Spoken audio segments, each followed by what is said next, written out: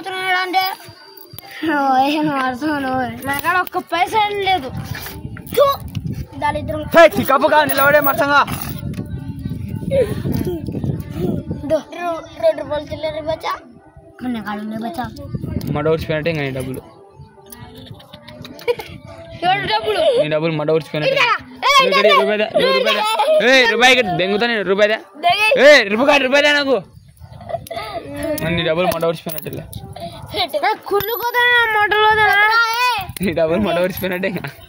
2 రూపాయలు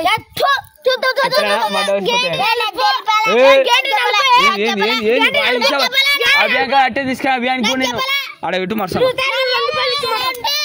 రూపాయలు ఇచ్చిమంటారా 2 రూపాయలు ఇచ్చిమంటారు నాకు చెప్పలేరా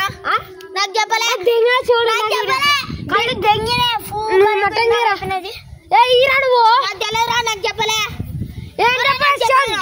నాకు చెప్పినప్పుడు